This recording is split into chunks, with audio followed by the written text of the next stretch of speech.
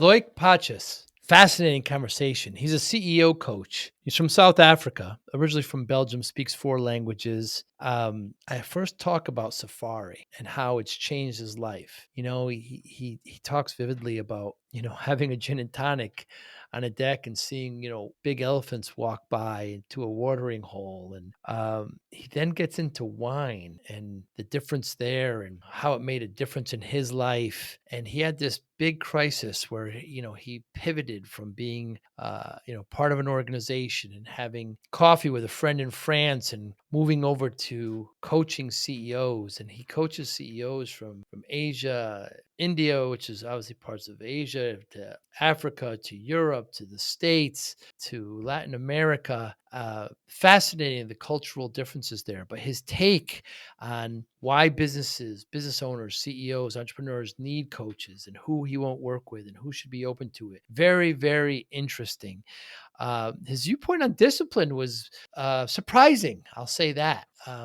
He used the term prison. Very interesting. I really enjoyed my conversation with Loic. Thanks so much for listening and watching. Hi, I'm Joey Pinz, and here's my 45-second introduction. After starting my business in the 90s, I started developing poor habits of eating in my diet because I was working way too much. Before you know it, I found myself 340 pounds. The doctor told me if I don't lose the weight, I'm not going to see my daughter graduate. Took the next 7 months, lost 130 pounds. People think there's some secret. Ask me, how'd you lose that weight? Like there's some secret. There is no secret. How'd I lose the weight? Just one word, discipline. I've had other successes in life, and I attribute them all to discipline. Now, I'm not the king of discipline, but I believe that it can help all of us. Friends, colleagues convinced me to start a podcast. The podcast mission: how do we better ourselves and society? I talk to interesting people in health, fitness, sport, wellness, business, technology, science, art, and culture. And I eventually ask them how discipline plays a role in their life. Podcast vision: growth through learning from others.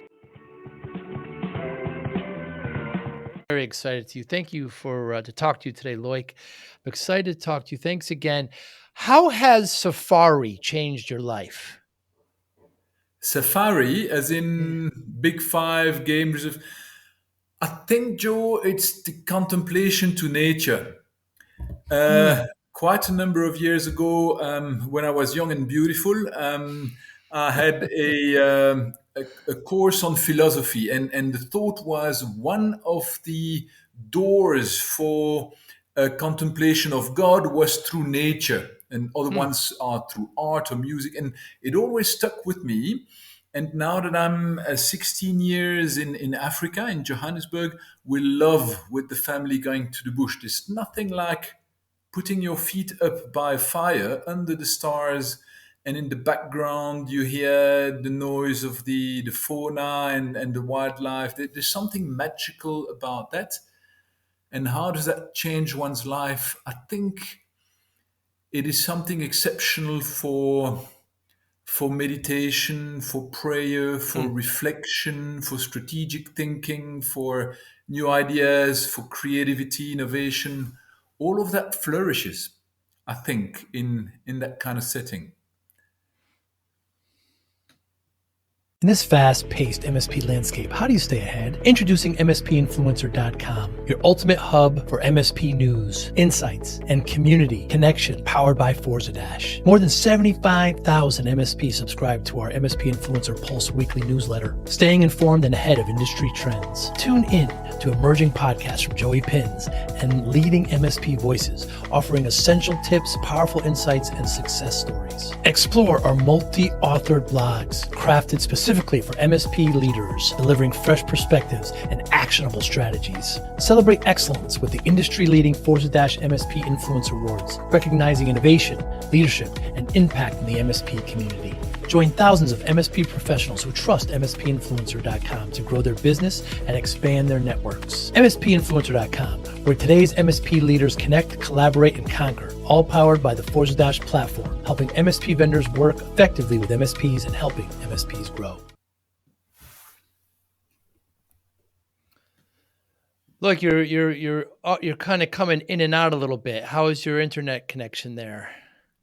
My internet connection is actually good. I'm right next to a. Give me a second. Okay.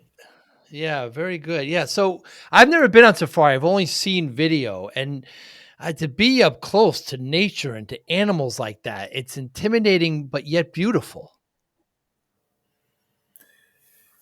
One is in awe at the creatures. You got elephants coming by the waterhole as you sip a gin and tonic on a deck while the sunset is there. There's something also great as a family to have that contemplation of nature regularly. We've invested in a lodge with a few families of friends, and we love to go into nature on a regular basis. It truly is something special. You should come, Joe. Yeah. It'd be great to have you over here. Yeah, I may take you up on that. I would love to. Oh, I know so many of my friends that have done it, and it's life changing. I think it is. Absolutely. Hmm. And where did you develop your passion for wine, Loic? Wine, it's truly look the base thought is I didn't enjoy maths and science at school. I found that pretty boring, and I went to a hotel school to learn about cooking and restaurants and hotels and traveling. It sounded far more exciting than maths at the time. And then I had to Hmm. do a year of specialization, and I took wine. And yeah, the hard work I had to do was a number of hours per week of wine tasting Huh. and understanding the pairing of wine with certain dishes and gastronomic dishes and yeah, we thought we were 17, 18, and the kings of the world at that stage, sipping some beautiful wines in Belgium. Yeah. Yeah, you're originally from Belgium, correct? I am from Belgium, from Brussels. From Brussels. Yeah, French speaking from home, then Dutch, Flemish at the boarding school. I'm married to a Spanish speaking Colombian wife, French Colombian. Studied a bit of German too, and a few hours of Zulu classes with my wife as Whoa. we thought we'd do that together, kind of learning a little bit about the local culture here. Oh, very, very cool. And Kevin De Bruyne is from Belgium. One of my favorite He soccer is, players, of course. yeah, Yes. yeah, Yes. he is, yeah. Yeah, he's on my Manchester City team, of course. But so what is the difference between a coach and a therapist? I think, well, first, to break a bit of a myth around coaching. So, in a way, and I'm not sure I'm doing myself a favor here, but anyone with a couple of thoughts and ideas, it's like thought leadership on LinkedIn, right? Mm, You've got you've got millions of thought leaders and so on, and so it's a little bit the same with coaching. So or coaching could be a little bit like management. Management is an extremely broad term. And you could have junior management, CEOs or chairmen. You could have various industries. So it's a bit of a general term. So um, maybe I can outlay the difference between what I do and a therapist. So um, a therapist look at deep personal opportunities to unblock something and let the person flow. Now I mm, do something similar, but in the business realm. So I focus on CEO coaching, which is for leadership development and business scaling. So you often find that the personal talent and weaknesses of a CEO then will transpire and trickle down in the company. And so it's often interlinked. And the work you do with the person, with the leader, is the work you do to unblock and let the company flow and scale, essentially. hmm. Uh, I get to talk to many coaches and therapists. The simplest definition I heard was therapist looks back, coach looks forward. That's actually a very good one. So And yeah. when we go deeper into coaching, it's really towards a specific goal. What prevents you from being your best self or Mm. making that decision or moving ahead in the business? So yeah, I definitely resonate with that. And you had a crisis in your life where you made this pivot to coaching. What happened? I'd say quite a good couple of midlife crises. It might be my fourth one by this time. um, but I think so. Last year in February, I exit an investment. I was leading a SaaS software as a service business, a tech scale up for a family office or VC. And I thought, what's next for me? And then I had a coffee chat with a friend in Paris and catching up. And he says, "Well, I'm a CEO coach." And I said, "Well, what's that?" And he explained a little bit. So it's at the intersection of being a chairman, hands-on, a mentor, a coach, a bit of a toolbox to help with managerial frameworks and insights, and all of the above to kind of be a sparring partner, um,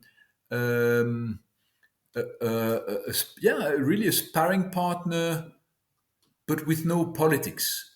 As Hmm. in, you're not an investor, you're not the actual formal chairman, you're not an employee, a colleague, a shareholder. And so it's a totally safe space, which is amazing to get to the bottom of things. But so back to that conversation, I thought, wow, that sounds amazing. And I'm part of a global leadership a network called the YPO, the Young President Organization, with something like 35, 40,000 leaders around the Hmm. world. And so I thought, that's amazing. So I flew my friend Xavier to South Africa to say, hey, come chat to the guys in Johannesburg. We'd love to have some insights and learnings. Surely we can learn a few things. So we did that, and I said, hey, that sounds really interesting. And I found out that for me, it brings a couple of things that's really aligned with who I am and what I've always done. I've always naturally mentored people, loved to share a bit of experience, loved to grow people. And if I could make even the tiniest of difference, it made me happy. So I thought that's amazing. Two, I've always scaled businesses. I've always been an intrapreneur, even as a corporate CEO, then an entrepreneur, then a tech investor, now a CEO coach. But whenever I've been successful is when I had strong COOs or CFOs to hold the fort, keep the train on the rails, keep the Hmm. clock ticking, and all of that, which is frankly quite a bit more of a weakness for me and not something I do well or enjoy doing. And when I had that, I could go and conquer the world and scale and shape and mold the clay. And I get now to do that currently with 15 CEOs across the globe, from Hong Kong to India to Lithuania, Geneva, Tunisia, Ghana, London, San Francisco, Miami, Colombia, Mexico. So, literally across the globe, different industries, which is amazing. Hmm. And so, that ability that I found early on, I love doing to be thrown in the deep and having to understand quickly a new space, a new company, a new industry, a new person, and get to the 80/20 and help these guys who are stuck in the day to day of not seeing often the wood from the tree and or the forest from the trees Hmm. and to help them create a sense of perspective, a sense of make or break. What are the key things that are going to move the needle? And it's always what I've done almost naturally. Um, and so that with so mentoring, a sense of working on businesses to scale, in a sense of being a bit of a global citizen. I've never fitted in a particular culture, but I've always loved interaction and learning with new languages, new cultures, emerging markets, mature markets, various geographies, and that sense of quick connection to the stuff that really matters outside of cultural differences and so on. So it's Hmm. really, yeah, it doesn't sound like work. I'm finding fulfillment, joy, and flowing actually, and that's what I help other guys to get to. What are their core talents? What are they? Where should they flow to give the best of themselves, and where should they be complemented in their exco and whatever by guys that will hold their fort or whatever it is that they may need complementarity into?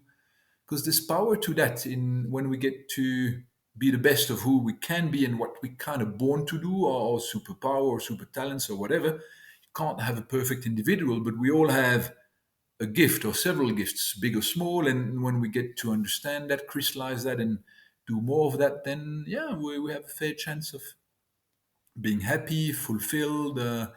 That's that quest for purpose, mission, legacy, or making a difference, or whatever we call it. And especially when you go through midlife crisis, it's a Hmm. great north star to use. Look, you mentioned you want to help them to get to the 80-20. What do you mean by that?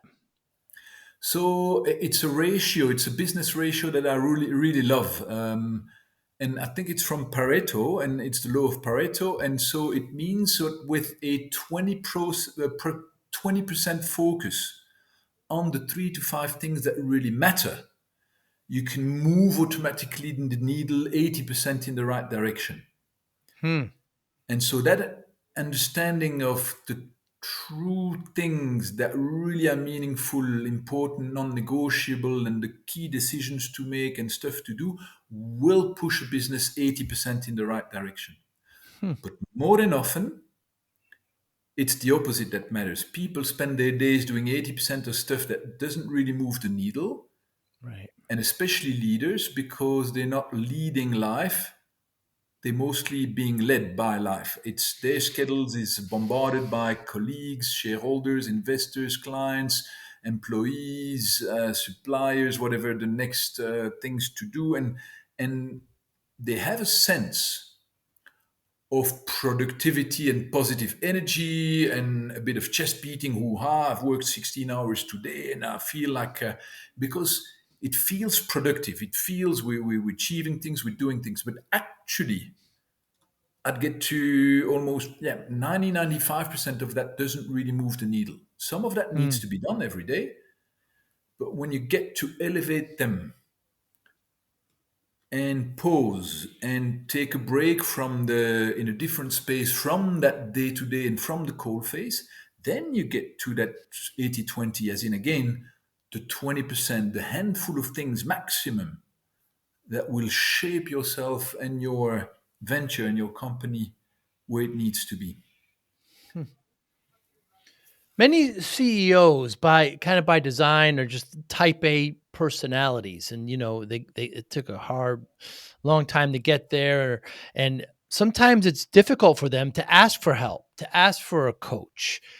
How do you get over that hump, like? I don't. Hmm. It's a natural selection, or where. So the thing is, the guys who know better and the guys who know it all are the last guys who will ever think of coaching because they Mm. know it all, right? So and the only guys that will go to coaching are the avid learners, the guys with a bit of humility, the guys who say, geez, I can learn from Mm. someone else.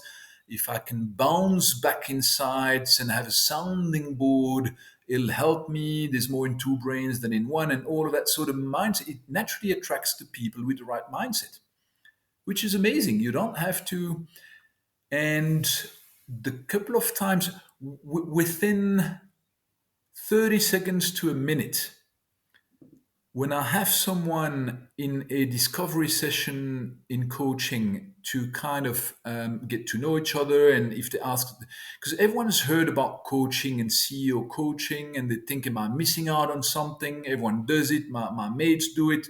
Am I missing out? And then there's that curiosity. But within 1 minute max, you can tell from experience a little bit this is someone who's not going to go ahead because they seem Mm. to be the type of personality who know it all, kind of thing. And you feel a little bit sorry for them. Not that I have any kind of God-given wisdom that no, but simply there's more in two brains than one. If Mm. you're stuck on the cold face, someone else has natural perspective. There's a methodology, there's experience, there's that can help craft a faster way forward. And so inevitably, then these guys don't come up for a next session, and it's again it's a little bit of natural selection there, which is amazing. You only Hmm. get to work with guys who have an amazing personality, which is really cool.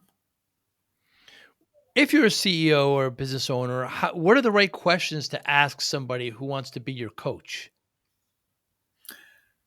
If you've never been coached before, it's normally I do a discovery session. And in the discovery session, first, if you're thinking about being coached as a leader, as an entrepreneur, as a CEO, you should meet with your coach and you should check if there's a good fit.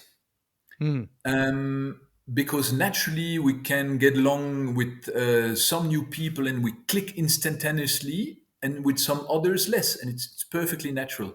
But there needs to be that fit with your coach. Why? Because the coach, if he or she does their job correctly, is going to force you to dig deeper in a mm, place of authenticity, of vulnerability, and you don't. And it's difficult to do that with someone where it just doesn't kind of work naturally. It's hard enough to be vulnerable and authentic without adding the complexity of the relationship on top. So it's got to flow, and mm, you've got to listen to your gut and say, wow, I want to work with this guy. And if you don't have a wow, abstain, don't get mm, further. So that's the first thing. Two, you should be clear or ask the coach to help you get clear and discern what you want to achieve. mm, Is it about something that you feel is holding you back and in your life, a specific point, and you need a handful of sessions? Is it about leadership development because now you've scaled to a mid-sized business, but you're stuck and you have little experience on getting an organization to 10x? Maybe you don't have experience with AI, new technologies, and scaling business models on that. Maybe whatever it is, you need to be clear on what is it you're trying to achieve. And it's okay if you're not clear as you meet a coach, but by the time you contract with your coach, as in you start a journey, that's got to be clarified. And again, the coach can help you do that. Because coaching is not a place for a nice conversation, or and if at the end of a coaching session what comes to mind is the word interesting or informative, then stop. It's wrong. mm, When you go to Harvard, to a business school, when you listen to a podcast, when you read a book, when you go to a conference, all of that can be informative and interesting, and then you can choose to do something with it or not. mm, But not for coaching. Coaching's got to be transformative and it's got to lead to action. And so, when we pick a topic that we're going to unpack in a session, through that structured conversation and digging deeper, we get to clarity and simplicity. Often, it's not that leaders can't make a decision, they can. But just the decision and what exactly to do feels a bit blurry and mm, polluted by a million other thoughts and things to do at the same time. And so, when you get to clarity, simplicity of we need to do A and not B, or go left and not right, then immediately you feel empowered. And then you can say, okay, therefore, if we need to go left, I need to do this, and then I need to do that. And then they're back on their feet again, and then they're back to flowing to that 80/20. And so the mm, criteria, it's got to be, I would always advise to do a trial coaching session. And for example, I always do that complementary. If we have first a few minutes with a CEO and we get to gel and discovery session, then I say, well, let's do an actual coaching session. And then you can make an informed decision whether or not it gels, whether there's a fit, whether you found that valuable. And if you didn't find that valuable, do not, do not start a journey with me mm, or with anyone. So again, criteria would be a good fit with the coach because you need to dig deeper and you'll need that to work. Two, it can't be informative or interesting. It's got to be transformational. And so it's got to lead to clarity, simplicity of your core issues and opportunities. And then it's got to lead you to meaningful action. And it's also a place of accountability. And I've had guys where after three sessions and I'm saying, hey, you keep talking about that dispute with a shareholder or an investor, or with it doesn't work in that relationship with one member of your exco. It's the third time. What are you doing about it? What decision should you make? How are you gonna? And then we can dig deeper. But it's a place of accountability. And if your coach does not hold you accountable, then stop. It's also not meant to be. So these are the core things from Hmm. my experience that I would suggest to pay attention to. You mentioned that you're coaching people from Asia, from Africa to Europe to the States. When you're coaching somebody, are there cultural issues you have to be aware of when they're from these different locations? So I think certainly experience in a number of mature markets and emerging markets help, because if before getting into the room you understand what a business in India is grappling with, and what the context is, the economic and the socio-economic context is, and the issues at stake over there, or in Africa or in Latam, in the US or in Europe, or Eastern Europe or Asia, then that immediately is important to be able to, with a couple of sentences, to imagine and understand the context around it, so that you don't have to go trying to explain or ask clarifying questions. So context is key. Hmm. And then that, having worked with different cultures, helps as well, because you can read and decipher some of the signs of that are common to a Latino, or who will talk and talk and talk and talk for half an hour, and at the time you've got to say stop, and then a German will be a little bit more succinct, and you'll have to say elaborate. And obviously I'm taking some cliches here, Of but course. you learn to.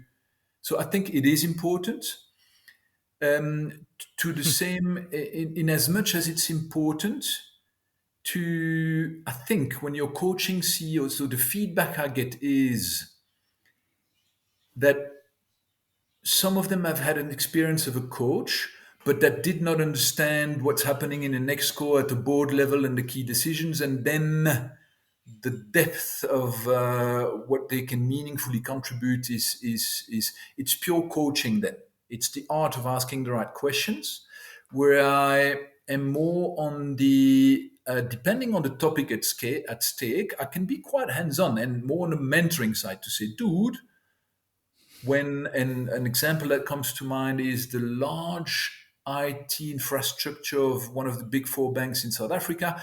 And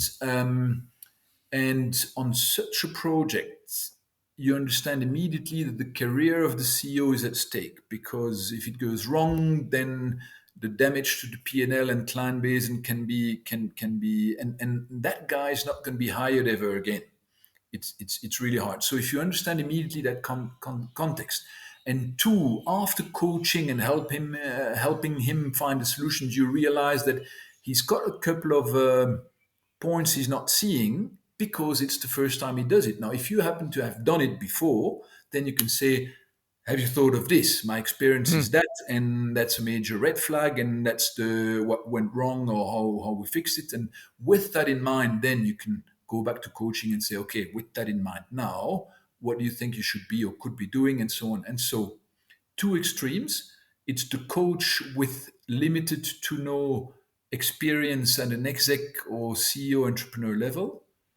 And then it's the mentor, but with no coaching. And so the danger with the mentor is someone who's going to tell the other person what to do, which in a time of crisis is hugely valuable, but you're not building up the person then.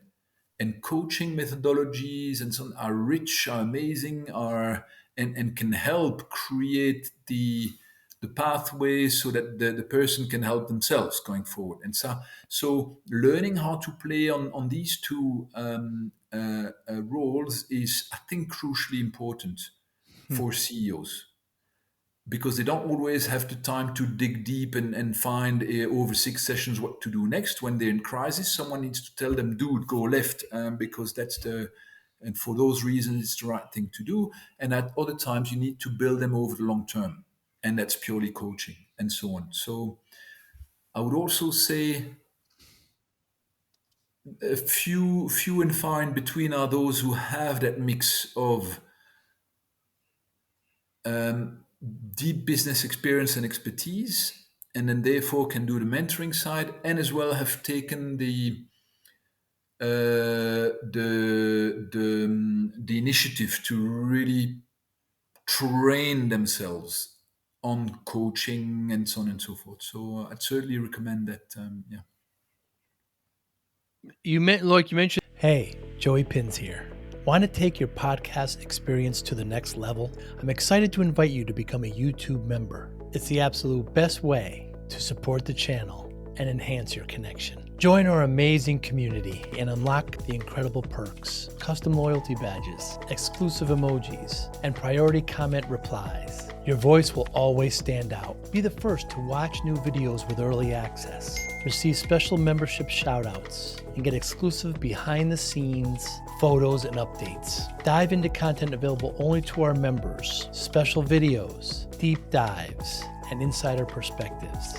Engage directly with me. Suggest podcast topics you want to hear, and even get personalized video shoutouts. Hit the join button right now and become part of something special.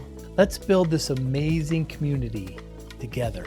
I can't wait to welcome you as a new member. Join the Joey Pinz family today. In the art of asking the right question, given your background of safari, nature, and wine, your approach to coaching, is it more art than science? I think that's a good question. I think it's a mix of all of the above. There's the rational brain, and then there's the gut feel, the EQ. And so Right. at times there's something triggering, like in an interview. In an interview where your rational brain says that's the perfect CV, the experience, it ticks all the boxes, and then, but there's something crying out loud and shouting at us saying, hey, don't do this, don't hire this guy. And when you take care to listen to that and to let it sink and to think rationally about it, you often find, hang on, there's something deeper here. And so you've got to dance between the two. Like, for example, I had a CEO coming very strongly for time management and reorient her schedule and key priorities and all of that. And she wanted to know the best methodology for all of the above. And my first thought was, for that, actually, you've got a million book, if you've got Google or ChatGPT, you can find amazing time management method, and but I thought, let's dig deeper. And in digging deeper towards the root cause, we found out that actually what was in her way and blocking her from being efficient with her time was personality traits and ingrained habits, for a need for control up to minutia, a minute details control, a craving for detail. And so that stood in the way. And when she understood that entertaining these cravings and these personality traits was in the way of spending meaningful time with her kids, of making the changes needed in the business and all the code, then when we got to that aha moment, we could then say, therefore, let's reorient with that. What are the habits you're going to change? How are you going to go about it? What methodology, therefore, can you start applying? But it's first the aha moment. And for that, you've got to dig deeper.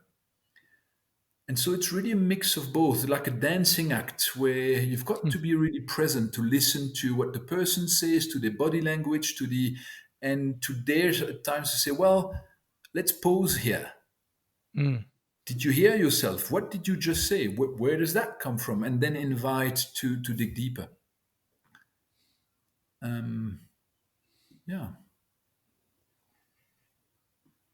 When you took the class to understand more about wine, and you kind of understood there's a science to that as well, but certainly it's an artistic endeavor, I feel, but that can be easily transitioned into this world, which you've done seamlessly.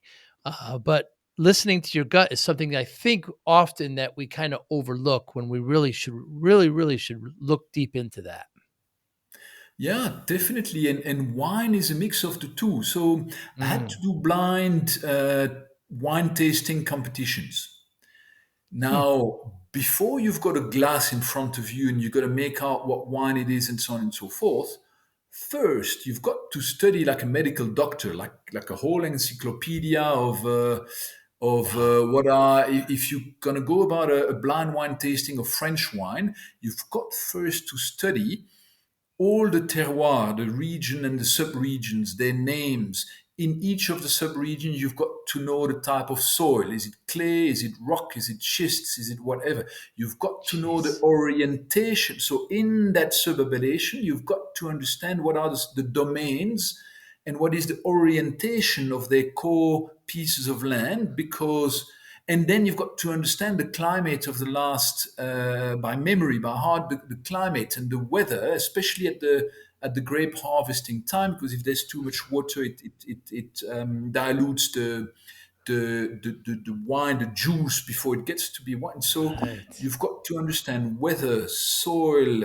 orientation, names of domains, and then the key grapes and the varietals and what kind of aroma they give. And then what that varietal gives as aroma with this type of soil, that type of weather, and that type of inclination and exposure to the weather that year. Once you've studied all of that, then you can get in front of wine glass, and then you get to the magic of trying to work back your thread like an investigative journalist in a way, like what do I feel, what do I sense, what does that correspond to, and then it's an art and a science, and I think Yes. coaching is that as well. Absolutely. So to those CEOs, entrepreneurs, business owners that don't have a coach, you say what, like? I'd say open your browser, open your chat GPT, and ask the questions: do CEOs who are coached outperform those who aren't? Hmm. Sit down before you do that, and then ask ChatGPT to summarize that for you, and then to tell you why.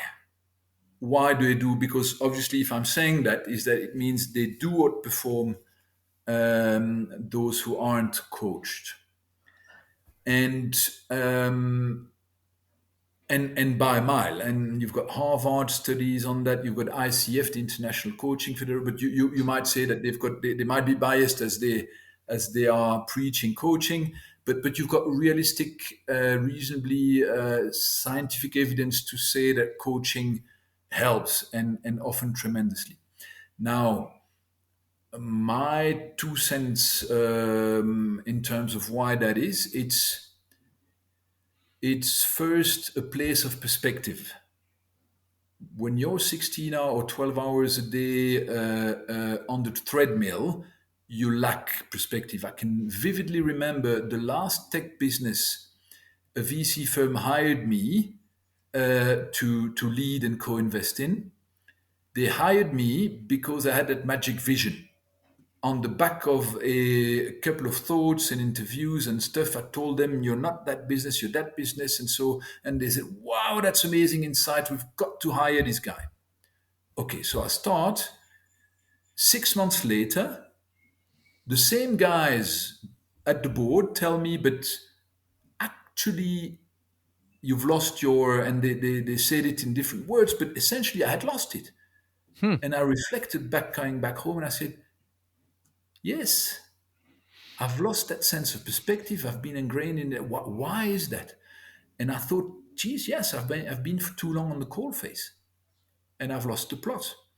And so the first thing is, don't go with the dopamine of thinking that because you've got a long day and you've got back-to-back meetings, you're moving the needle. It's not true. Hmm. And I dare to say it's 90% not the case. So, first, coaching will give you that place of perspective, and an experienced mentor coach will help you define the stuff, the few things again that will help you to move the needle. Now, having absolute clarity on the 3 to 5 things you really have to move this week and this month, and what are the next logical steps that will really move the needle.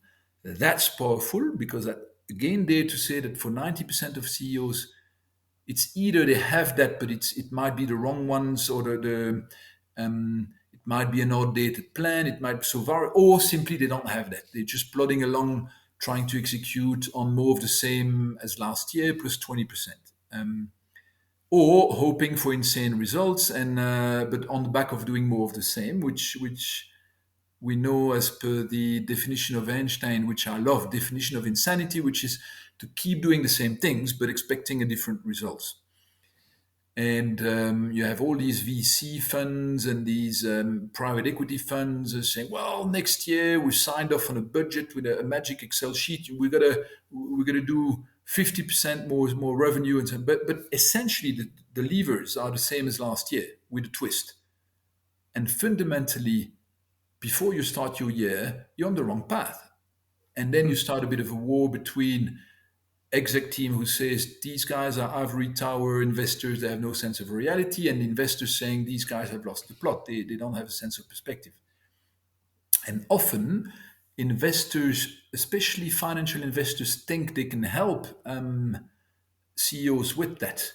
But they can certainly help them structure a balance sheet and prepare an exit and financial modeling and quite a number of things. But they actually can't help on the real challenges of being in a business and having to make decisions and motivate people and give a sense of clarity and hire the right guys and all of that. People who haven't been at the helm of a business have book knowledge of it, but that's not sufficient. And so again, back to your question of would I recommend CEO coaching? Well, I'll say yes. Now, obviously, I'm biased because that's what I happen to do. But I think for those reasons, a sense of perspective, a sounding board, a safe space where you don't have to pretend you've got it all, and because you're not in front of shareholders, board, or investors or your employees, it's the safe space with a partner, a sparring partner, a sounding board, and you can dig deep and get to the bottom of what really matters, and that's invaluable. I had a guy actually from India, a massive business in the auto manufacturing industry, and they produce all the cars for Uber and Bolt and so on the African continent. And I remember I felt it was totally cliche. The cliche of, the comic where you get into your therapist, you lie down, and the therapist says hello, and then the guy just starts chatting, and the therapist says uh-huh, and then once in a while, and at the end of the session where the therapist hasn't literally opened their mouth, the guy stands up and says, "Wow, you've been so amazing, it was mind-blowing, thank you." And so I had the same sense. I said, "Geez, but I haven't opened my mouth, but here's the guy that understood what coaching was, seized the space. I only pointed a few questions where I felt it would, but he did all the work. He got his insights, he got his actionable things, and he was a mover and shaker. That was amazing to see. And so only for that, there's some even outside the coach, because in that time I didn't open my mouth. That space, there's something magical happening if you can create that space. But it's also a discipline and a commitment. So I say to people, a coaching journey, if you're not ready to do less than 6 months of a commitment, and it's twice 90 minutes a month. So different people have different approaches, but that's how I structure it. If you're not ready to commit, and there's no such a thing as rescheduling, and it's got to be your single most important commitment, where you commit to yourself and to your business that you will work and you will get results on that journey, then it's really, it can be but it is hard work, can be unsettling at times, but it's a wonderful growth and learning journey. And yeah, it's something to be experienced, I think. Now, having said that, I do not think that everyone needs CEO coaching all the time. That's also not right. I can remember another leader of a large family business. They had 50 companies within the group and multi-billion dollar, and really, and he had been the CEO, the founder, and then the original entrepreneur and the group CEO for 40 years, and he was genuinely interested about coaching to see what am I missing, what could I discover. I had no trace, I could see no trace of ego or pride or I know it all. And we interrogated any possible facets of but the guy had all the, like, it's crazy. But I said to him at the end, I really, really, really, I've tried hard, but I really don't think you need any coaching. Hmm. And certainly not right now. If the world throws a curveball at you, then feel free to reach out and we can unpack that together. But if not, I think you're really, really good to go. You'd be wasting your time and energy and money. Look, can AI be a coach to somebody? That's the magic question, right?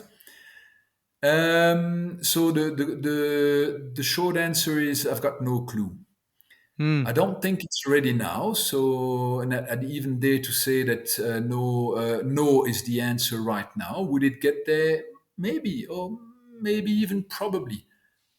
But now, several things is one, we need to be truly ourselves and authentic, and we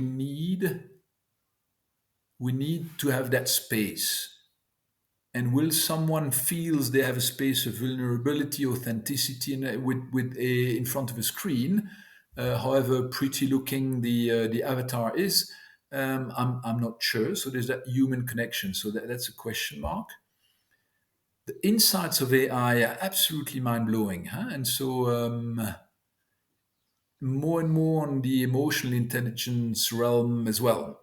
Um, what I do believe though is that my coaching is a mixture between coaching, mentoring, and for lack of a better word, a toolbox of managerial frameworks of and so for each of those toolbox frameworks, within a 90-minute session, um, we can do the work. If it's an area that the leader doesn't have an experience with, in 90 minutes, we get them in the saddle, on the rails. They've got to use the tool, understand it, and they're good to go.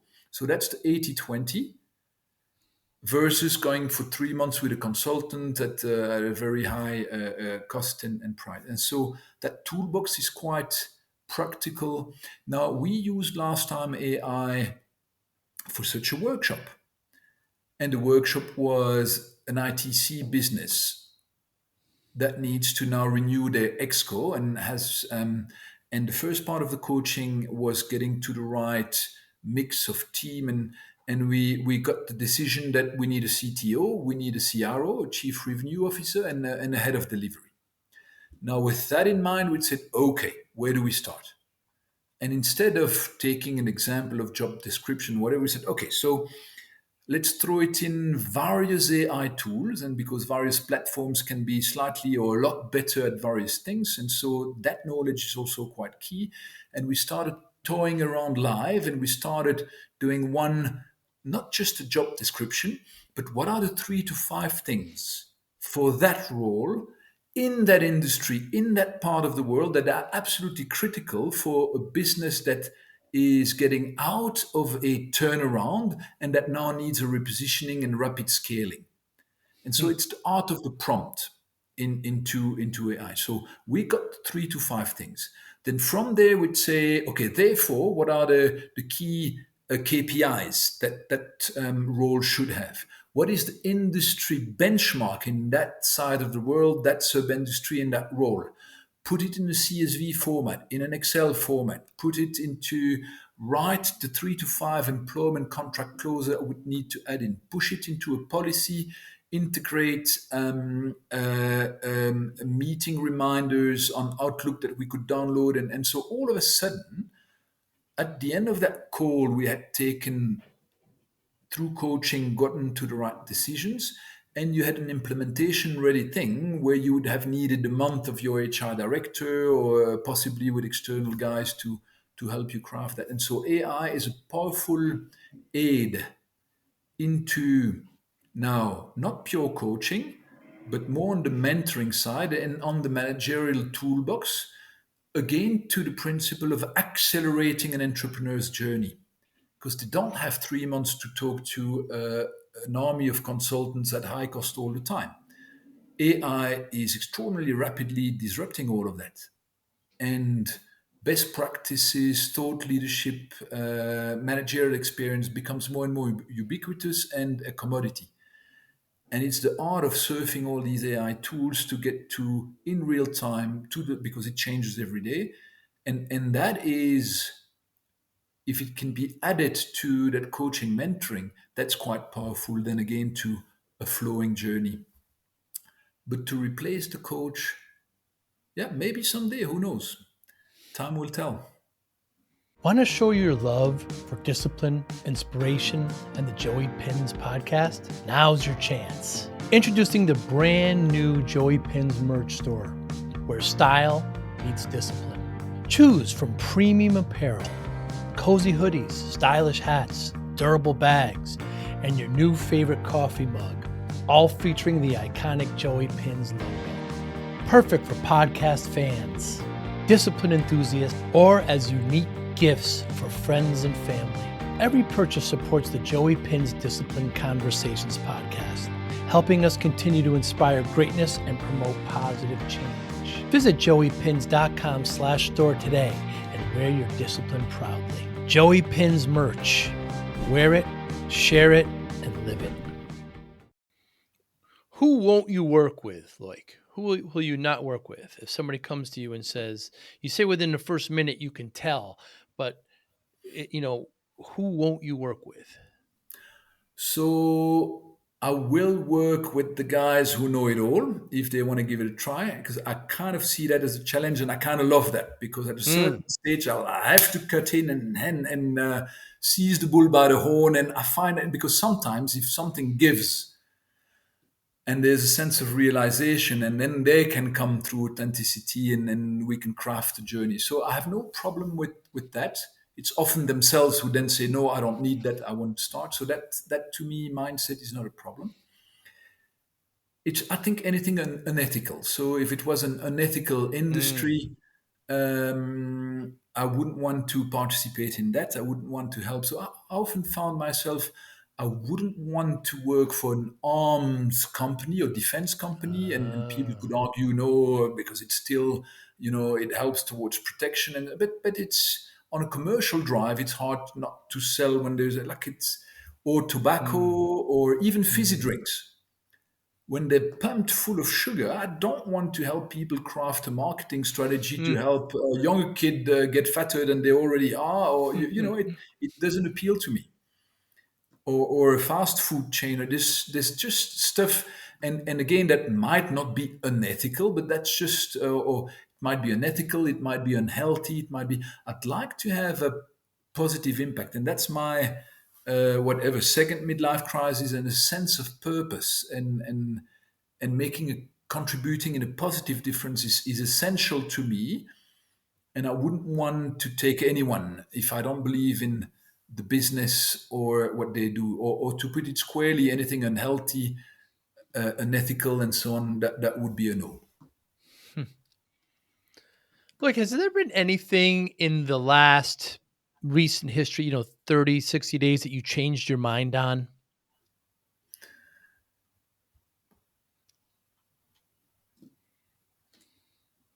A lot, I would say.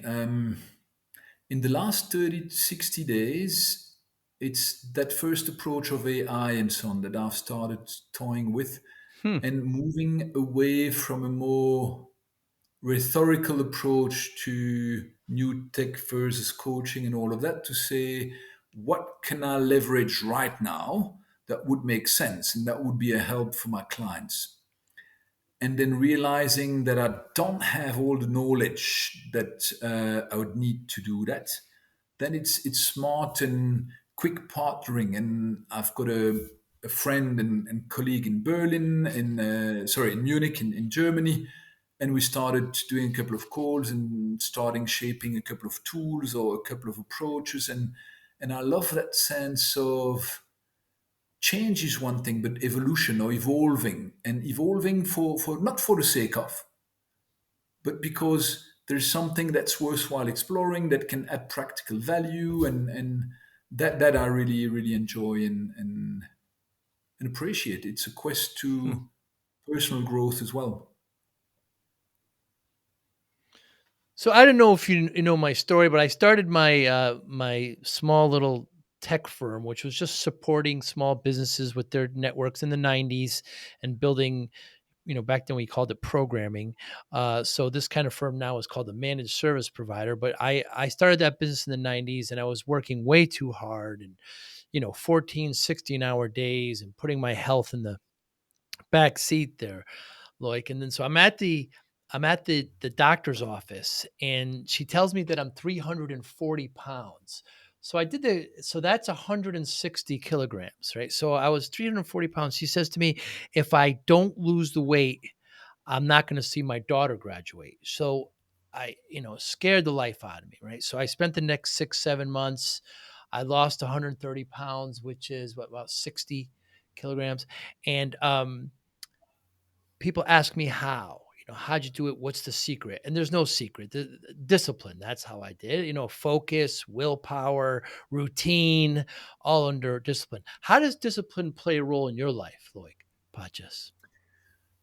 I think I had no discipline whatsoever. I'm a bit of a creative, and so anything that for a good few decades, anything that the word discipline felt foreign to me, and like a sense of prison, Huh. or having to color within the lines, and I love nothing but coloring outside the lines. And so, but I've learned over time. It was quitting to smoke, for example. And I've learned about myself that there's one thing I can't do is gray. I can do black or white, but I can't do gray. And so Huh. for smoking, it was if I smoke one, why not two? Why not three? Where do you put the limit? And I said at a certain stage, that's it. It's just black, it's no. Hmm. And on the back of that, I stopped smoking for 3 years. And something clicked in me to say, this is and actually, because that's extraordinary simplicity for me.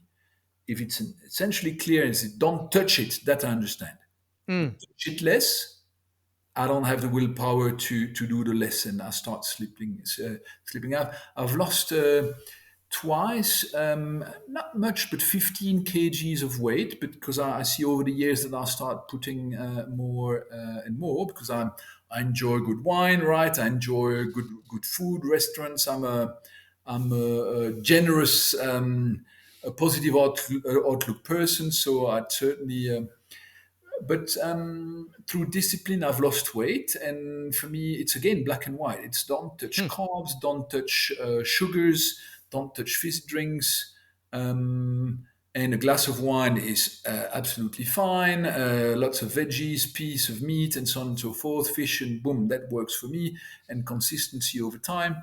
Going to gym and exercising and being clear on the priorities. So 3 times a week, twice with my wife and once with my son, I have gym, and that's blocked for the next 100 years in my schedule as a recurrent Mm. invite, and that's a don't touch. It's a non-negotiable with the travel time and time for shower, and then only after that do I have space for other things. Prayer time is also important for me, um, and I realize, and I've discovered gym at 45. I'm now Hmm. 49, so I'm a late bloomer. I'm a slow learner, but I enjoy that because it changes my day, and the energy is just different. And without that, I'm less productive in my day, and so I've learned that the hard way over time, and it's something, again, accountability in coaching as well, to say, well, we said you were going to do ABCD, what prevents you from doing that? And Mm. being a little bit of a pain in the neck of my clients at certain times, but for the right reasons and with the best of intentions. Yeah.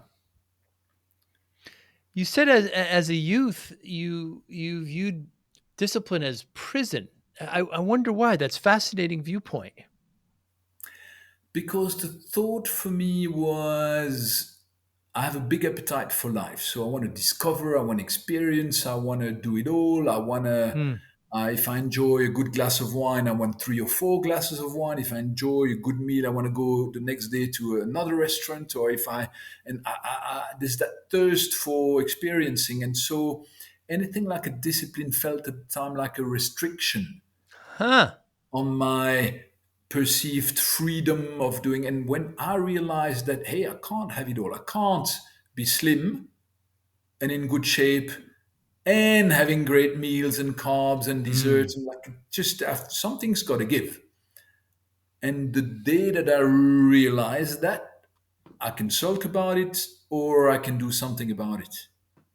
And then it becomes discipline as harnessing something to get to the trade-off or to the right outcome that I feel is the. And because I feel better with more energy, with a slim body and with a bit of exercise, then that gives me more than enough motivation to let go of other things, which is not something negative, but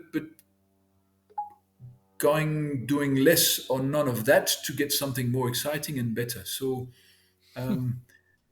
as a learning. Yeah, Fascinating perspective. What motivates you, Loic? a sense of purpose, a Hmm. sense of flowing to my talents, and it's really super important for me because I realized so years ago after university I went to Africa to go and change the world as Mm. one would at 23 years old. Hmm. And to me, that was a deep mission to try to serve the poor and help. My faith was guiding me there. A sense of making a difference and not just sipping whiskey and eating peanuts in front of the television and saying, "Oh, poor guys, I feel so sorry for them," and having more whiskey and peanuts, but feeling like making a difference. So I went did that, um, and the sense of fulfillment and purpose and joy and feeling aligned to making difference just gave me extraordinary joy. And I've always been, as I started climbing the ladders of corporations and getting into the serious world and whatever, I've always had a huge nostalgia of that. Um, and now I get to do something similar, which is, and to me, so 10 years ago, 15 years ago, my purpose was something I could put on a frame on the wall. It was I was going to impact a million lives positively by why, how, why a million. I had no clue. Just a vague, empty theoretical statement for the sake of something. I'm not sure. But now it's deeper. It's a sense of I've understood by now by enough years, a couple of decades of experience shaping, leading business, what I'm good at, what I'm crap at, what I'm very good at. And so that talent, it's like our DNA. The parable of the talents in the Bible that says, hey, either you got one talent or five or three or 10, doesn't matter, but you'll get joy by putting that at the service of the world. It's like if you're born Hmm. great basketball player, and you've never touched a ball with it within 5 minutes of pitching up on a pitch, you'll start doing wonders. It's a born talent. And so one of the tools I use in coaching is one of those psychometric assessments. There's a million of those, mostly based on competence and all of that, very serious, very technical, very useful. The one I use is really based on appetence, on joy, on talent. And Hmm. if you get to understand what you're uniquely great at, what you're good at, and what you're actually crap at, and that Hmm. therefore irritates you and you end up procrastinating and feeling miserable and feeling sorry for yourself, then just stay away from that. The great things is if you flow to your talents, it's like the analogy of a football coach or a orchestra conductor.